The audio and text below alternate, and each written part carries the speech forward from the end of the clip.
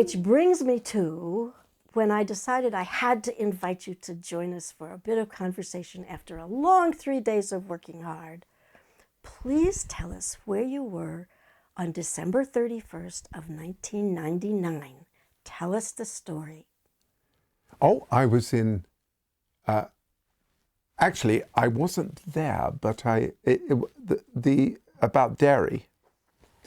Yes, this, when it comes to music, I think this is one of the things that really shows the power of what music can do. Now, in 1999, I was asked to go with an English choir called they're a professional group, one of the very best in the world, called the 16. And the conductor, Harry Christophers, is a very old friend of mine, and they're absolutely superb. I was asked to go with them to Derry in Northern Ireland. I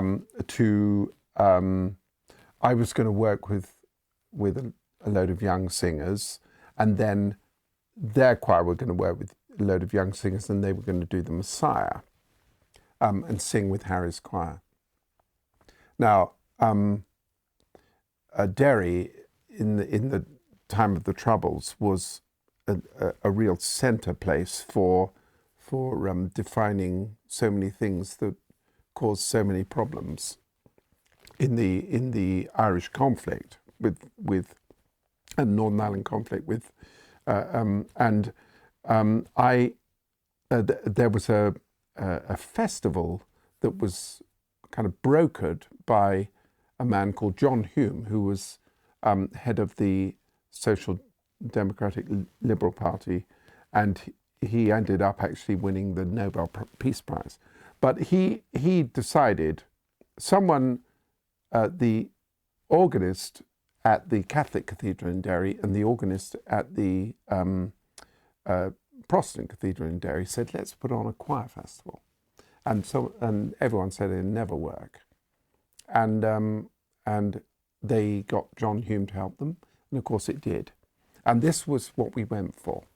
And it was wonderful. It was absolutely wonderful. And of course it was hugely successful. And also it enabled a lot of young people, school children, to take part in music together, because actually the two communities in Northern Ireland, music was the only thing that brought them together, the young people. And they have very, very high level of music in schools in Northern Ireland. Anyway, as a result, there was a lovely man called Donald Doherty, he's at the Catholic Cathedral, a very good friend of mine. And he said, we've been asked to do, the BBC was broadcasting on Millennium Eve. They were broadcasting from different parts of the United Kingdom, and everyone was asked to present something that defined them. And in Derry, they did my arrangement of Londonderry Air, which of course must be one of the most famous melodies in the world. I hope. Yeah, I mean, what a magnificent melody. And I orchestrated it, and it was done in the square in Londonderry, in Derry.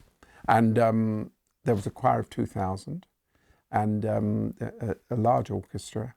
And they had a lot of very well-known Irish and Northern Ireland musicians who took part. And John Hume, this wonderful man, he sang in the choir. And I remember sitting, watching the TV at home, and I wept bitterly. I said bitterly. Copiously. With joy. Because I was so proud that everything we were trying to do and what everyone else was trying to do, what that stood for, I was so proud to be a part of that, because in a way it defines why you're a musician, because it really focused that we were doing something that actually, in its small way, could make people understand that actually we're all the same. And that was, it was magnificent. It was glorious. It was glorious, and I was super proud. And yeah, it was something very special.